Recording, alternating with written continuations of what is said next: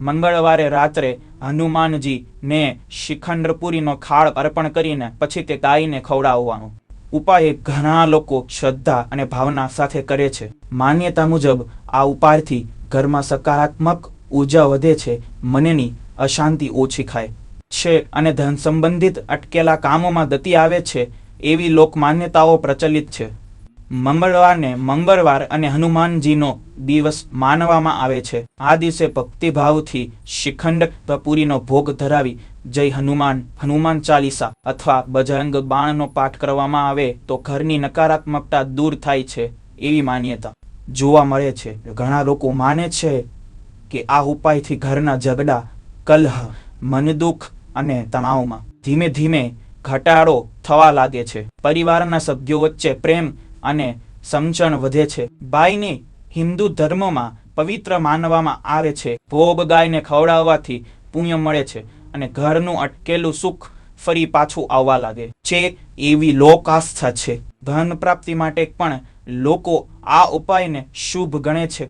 માન્યતા એવી છે કે જે વ્યક્તિ શ્રદ્ધાથી આ ઉપાય કરે તેના વેપારમાં વૃદ્ધિ, નોકરીમાં પ્રગતિ, અટકેલા પૈસા પાછા મળવા અને ઘરમાં બરકત વધવાની શક્યતા બને છે. ઘણા લોકો માને છે કે જો વારંવાર ઘરમાં નાની ને નાની બાબતે ઝઘડા થતા હોય, સંતાન વાત ન માનતું હોય અથવા સતત તાવ રહેતો હોય તો આ ઉપાયથી વાતાવરણમાં શાંતિ આવે છે, મનની બેચેની ઓછી થાય છે અને નકારાત્મક વિચારોથી રાહત મળે છે એવી પણ લોકમાન્યતાઓ છે. આ ઉપાય કરતી વખતે મનમાં ખરાબ વિચાર ન રાખવા, કોઈનું અહિત ન ઈચ્છવું અને શક્ય હોય તો ગરીબોને પણ પ્રસાદ વહેંચવો શુભ માનવામાં આવે છે. ભક્તિ, દાન અને સારા વર્તન સાથે કરાયેલ ઉપાયને વધારે ફળદાયક માનવામાં આવે છે. ઘણા લોકો એવી માન્યતા પણ રાખે છે કે મંગળવારે રાત્રે હનુમાનજી ને શિખંડપુરીનો ખાળ ધરાવ્યા પછી ઘરમાં દીવો પ્રગટાવી થોડો સમય શાંતિથી બેસવાથી મનોબળ વધે છે અને ડર, ભભરાટ તથા અશુભ વિચારો ધીમે ધીમે દૂર થવા લાગે છે. કેટલાક લોકો તેને ઘરમાં અટવાયેલી નકારાત્મક ઉર્જા દૂર કરવાનો ઉપાય પણ કહે છે. લોક માન્યતા મુજબ જો કોઈ વ્યક્તિ સતત કર્જ, ખર્ચા અથવા આર્થિક તંગીથી પરેશાન હોય તો આ ઉપાય શ્રદ્ધાપૂર્વક સતત કેટલાક મંગળવાર સુધી કરવાથી ધનની આવકના નવા રસ્તા ખુલવા લાગે છે. વેપારમાં ગ્રાહકો વધે, અટકેલા સોદા પૂરા થાય અને પૈસાની ચિંતા ઓછી થાય એવી પણ ઘણી માન્યતાઓ સાંભળવામાં આવે છે. ઘરમાં વારંવાર નજર લાગવી, બાળકો બીમાર પડતા રહેવું અથવા અશાંતિ અનુભવતી હોય ત્યારે પણ કેટલાક લોકો આ ઉપાયને શુભ માને છે. દાને પ્રેમથી પ્રસાદ ખવડાવવાથી ઘરમાં સુખ, સમૃદ્ધિ અને શાંતિનું આગમન થાય છે એવી ધારણા રાખવામાં આવે છે. ઘણા ભક્તો માને છે કે આ દિવસે લાલ ફૂલ, ચોઈ અને સિંદૂર અર્પણ કરીને હનુમાન ચાલીસાનો પાઠ કરવામાં આવે તો અટકેલા કામોમાં ઝડપ આવે છે. પોટરચેરી, દુશ્મની, તર અથવા સતત નિષ્ફળતા જેવી પરિસ્થિતિઓમાં પણ મનોબળ મજબૂત રહે છે એવી લોક આસ્થા છે. કેટલાક લોકો તો એવો પણ વિશ્વાસ રાખે છે કે આ ઉપાયથી ઘરમાં રહેલી ભારે ઉર્જા ઓછી થાય છે, રાત્રે ખરાબ સ્વપ્ન ઓછા આવે છે અને પરિવારમાં સભ્યો વચ્ચે ફરીથી પ્રેમ અને હાસ્યનું વાતાવરણ સર્જાય છે. લોકોમાં એવી પણ માન્યતા પ્રચલિત છે કે જો મંગળવારે રાત્રે હનુમાનજી ને શિખંડપુરીનો ભોગ અર્પણ કરીને ગાયને ખવડાવ્યા પછી ઘરના મુખ્ય દરવાજા પાસે ઘીનો દીવો પ્રગટાવવામાં આવે તો ઘરમાં બરકત અને સકારાત્મકતા વધે છે. ઘણા લોકો તેને ઘરની બંધ કિસ્મત ખોલવાનો ઉપાય તરીકે પણ જુએ છે. માન્યતા એવી છે કે આ ઉપાયથી ઘરમાં સતત ચાલતી અડચણો ધીમે ધીમે ઓછી થવા લાગે છે. વારંવાર પૈસા આવીને પણ ટકી ન રહેતા હોય, અચાનક ખર્ચા વધી જતા હોય અથવા કામ બગડી જતા હોય તો ભક્તિભાવથી કરાય આ ઉપાયથી પરિસ્થિતિમાં સુધારો આવે છે. તેરી લોકો વચ્ચે ચર્ચાઓ થાય છે.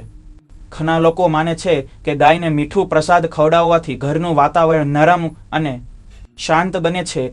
પતિ પત્ની વચ્ચેના મતભેદ, પરિવારની અંદરના ગુસ્સા અને નાની બાબતે થતા ઝઘડા ઓછા થાય એવી લોકાસ્થા પણ જોવા મળે છે. ખાસ કરીને પરિવાર એક સાથે બેસીને પ્રસાદ વહેંચે તો પ્રેમ અને એકતા વધે છે એવું માનવામાં આવે છે.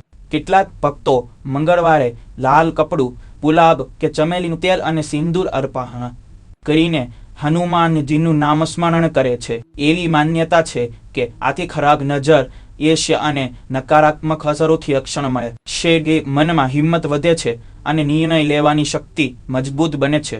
ઘણા લોકો તો એવો પણ વિશ્વાસ રાખે છે કે સતત 11 મંગળવાર સુધી આ ઉપાય કરવાથી તખેલા કામ પૂરા થવા લાગે છે, ઘરનું વાતાવરણ હળવું બને છે અને સુખ સમૃદ્ધિમાં ધીમે ધીમે વધારો અનુભવાય છે. કેટલાક લોકો એવી માન્યતા પણ રાખે છે કે મંગળવારે રાત્રે હનુમાનજી સમક્ષ શિખંડપુરીનો ખાણ ધરી શ્રી રામ નામનો જાપ કરવામાં આવે તો મનની અંદર રહેલો ડર, ચિંતા અને અશાંતિ ઓછી થવા લાગે છે.